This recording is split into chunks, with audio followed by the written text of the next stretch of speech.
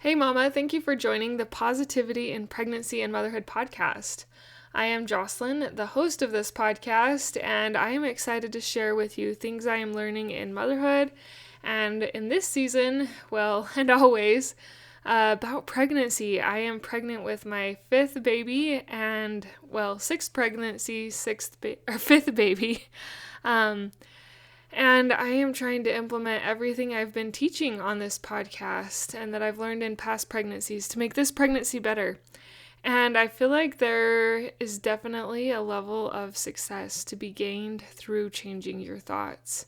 And it makes pregnancy seem not so hard and not so, the word that comes to mind is drudgery filled. It feels a little better when we shift our thoughts. So that's what I try and encourage, is to find positivity during that pregnancy when it can be really hard, because there are a lot of shifts that take place in our body and in our hormones that can cause us to have thoughts that are really not great surrounding pregnancies. So that is kind of one of my missions here, as well as improving motherhood. So let's jump into this episode. Hi, I'm Jocelyn, host of the Positive in Pregnancy and Motherhood podcast. I help pregnant women and mothers to find positivity in their season of life through changing their thoughts to work for them and not against them. I help mothers find the small, doable steps in thought and action without making drastic changes to their everyday mom life, and I can help you. Thanks for joining. Hey, so before I jump into kind of what I was thinking about talking about in relation to thinking about a new word for 2024, I wanted to give you a little update on where I'm at with the 4 areas that I've told you repeatedly that I wanted to work on with this pregnancy. Those 4 areas were health, like eating good, exercise was a second area, thoughts was another area, and then libido was another area. Those are things I have wanted to try and improve this pregnancy. So with health first, it really has not been great. I am just coming out of the holiday season, and I have eaten a lot more sugar than I usually do, and my aversion to sugar, which happened when I was sick, unfortunately kind of went away. So I have not been eating great, but I am trying really hard to get back on the wagon with eating a lot less sugar. Exercise also has been really hard. I thought I would be a lot better at exercising this pregnancy and that would be easier for me to do, but it hasn't. I am around halfway through this pregnancy, and I still have not been able to implement any type of regular exercise that I feel good about. So still need to work on that area significantly. Libido was good at the beginning of the second trimester, but I kind of had a really bad urinary tract infection, and it's kind of made me a little bit nervous about that aspect. If you deal with those, they say it is good to go to the bathroom right after intercourse, which I always do that because I did know that. Nonetheless, I still got a really bad UTI, and I'm still working on improving that area again because I have been a little bit nervous about that. It was actually really painful and kept me up a couple nights with really, I would say, pretty significant pain in my one side. So that's been a little bit of a setback lately. And then the last area, which really is the first area, is thoughts. I have gotten into the phase right now of really analyzing my thoughts about labor and delivery.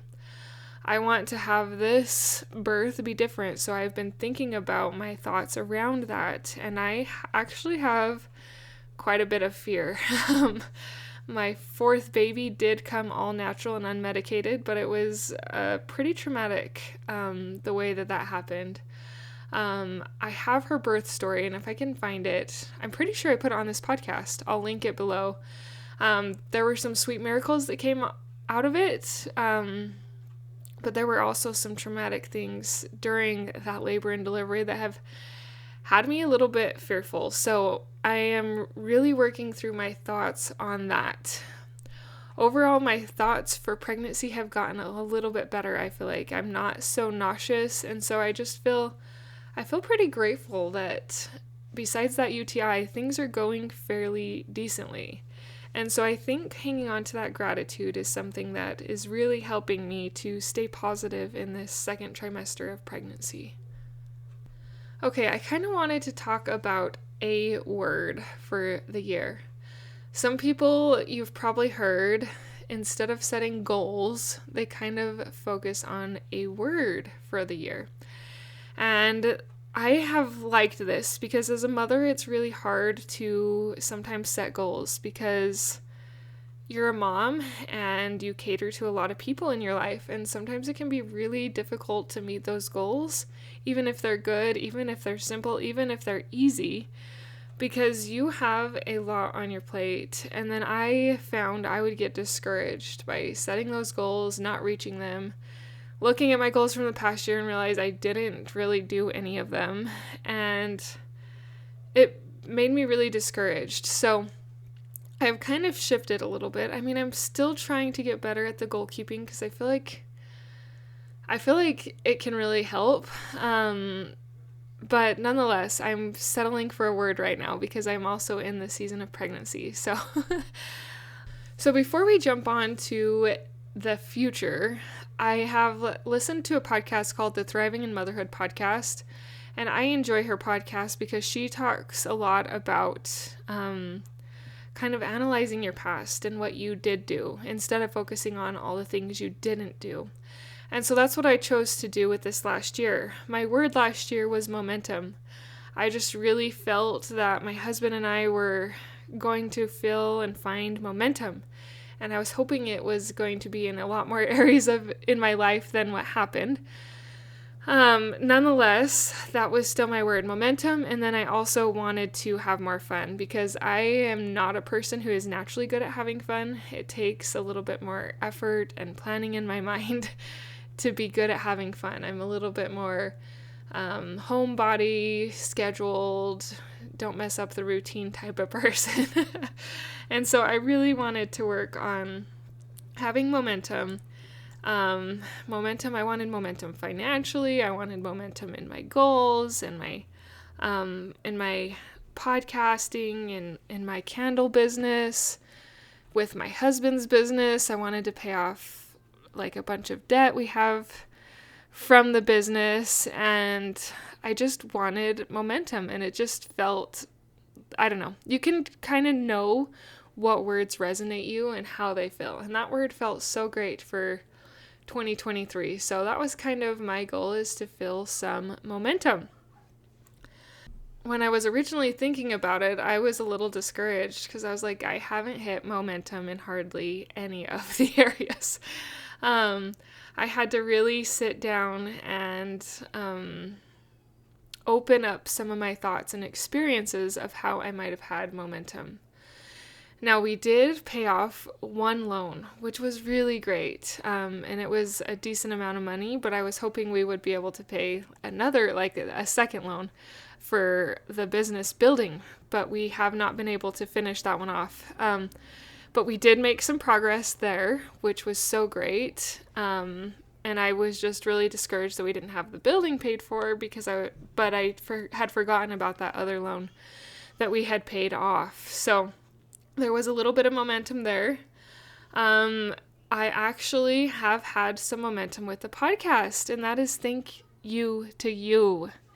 That is because you share it. I don't have any paid advertising for this podcast. It is word of mouth and you telling other moms about it. And my numbers actually in downloads have almost doubled, which before it wasn't that great.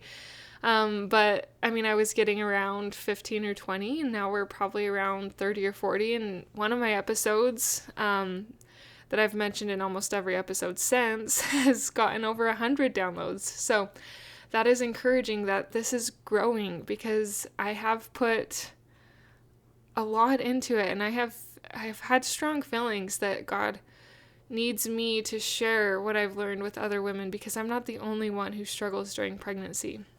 And so that has been encouraging, that my numbers have increased. I still have not sold any other of my mini courses yet, of my pregnancy course for morning sickness.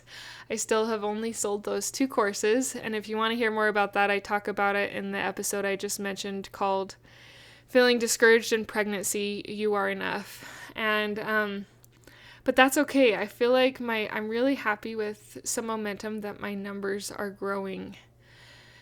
And then with my candle business, I did kind of get into a grocery store line in Utah. And so that's kind of encouraging as well, that even though they've only placed 1 order so far, that there is potential for further growth there. So I was feeling like momentum just didn't hit what I wanted it to, but there were still good things. And I want you to think about this past year. I want you to think about the good things that happened and the good things that you did, and pat yourself on the back and say, yes, I did make some improvements, even if they were minimal and small. And I wanted to mention the area of fun. So I really did try harder to have more fun, especially with my husband. I want to build my marriage instead of breaking it by telling him no every time he asks me to do something, which our likes, it's so funny, our likes are different. He really enjoys motorsports. I didn't grow up on motorsports, and I'm not as comfortable in motorsports, but this year I did try significantly harder. I even went on a ride. I might have done a podcast about this, actually. I'll see if I can link this one below too. So I have 3 episodes to link below. I'm just saying that out loud so that I can do it. Not forget. Anyways, we went on a 4-wheeler ride, and a lot of things went wrong. And it could have been one of those situations where I got really mad and angry and upset that we even did the 4-wheeler ride in the first place. But I had to really intentionally choose to think different thoughts. And it was intentional, and it did take some time. But overall, instead of that trip being absolutely miserable and all of us hating it, I chose to look at it differently. And I think because I did, it was a more positive experience than a negative experience. And it was kind of more of an adventure, per have you, instead of a trial. And it was funny. The other day, my husband and I got to go to dinner together. And we don't get to do that a lot because we have a lot of young children. But my mother-in-law had the kids, and we were at dinner, and he was like, "What's different?" I was like, "What are you talking about?" And he's like, "This is just fun." And that was such a compliment from my husband, that it was just fun to be together. Like, he just enjoyed being with me. We didn't do anything extra other than a simple dinner. And anyway, it was just a great compliment that my efforts in having fun have been making some impact, not just on me, but on him. And that was super powerful. And, they were only 2 simple things that came to mind. But the effort is there, and it felt really nice to be noticed that I am trying, and it's making a difference to him as well. So anyway, that's kind of my glimpse into the past. I have felt, I just got revelation last week. Was it last week or 2 weeks ago? I don't know, it doesn't matter. That my words, I guess, for 2024 are going to be intentional or intentionality. Sometimes I feel like I let things in my life just happen, and I don't figure out ways to fix them. Like, I'll give you a simple example. My one youngest daughter currently always has trouble finding her pajamas. Always, like every night. And I have just dealt with that pain for a long time. I haven't intentionally tried to solve the problem and figure out why all of her pajamas are missing or why she doesn't want to find them. And I want to be more intentional on solving simple little problems like that. I want to be intentional in the birth of this baby. I want to be intentional in my health. Like, there's a lot I could be intentional in. And I've decided, like, there's an ideal Jocelyn I would like to reach, but knowing the past, I can't reach that ideal Jocelyn by doing all of it. I've got to pick one area to work on at a time. And so that's what I'm going to kind of do, is pick one area to work on at a time and be really intentional about it and let that be my area of focus. And then my other word is joy. Kind of goes along with the fun, but I just want to relax and not be so uptight or so negative, and I tend to let sometimes little things like make me angry and get me upset, and I don't want to live that way anymore. So intentional joy are my 2 words. I encourage you to just let it be on your mind. Be thinking about words that you want for your year, words that you want for your pregnancy, and things that you desire to happen. And pick the one that seems to be most important to you and do little things to work towards that. You are amazing, Mama. Your body is absolutely incredible. It is growing another human inside, and it is just so neat. I am cheering for you. Keep up the good work. Until next time. Thank you for being a part of the Positive in Pregnancy and Motherhood podcast, for listening, for sharing, and most of all, for applying these tools into your own life to improve your own happiness so that you can find your own better thoughts for a better you in a positive pregnancy, in losing that stubborn baby weight, and becoming the mom you desire to be through taking small steps in thought and action to reach your goals. If you are a mother who has an inner desire to enjoy motherhood and pregnancy better, but you are having difficulty figuring it out, I can help you. I can help you find the small, doable steps without drastic changes to your everyday mom life. Reach out, let's connect, and let's see you move forward. My name is Jocelyn, and I thank you for listening. Until next time.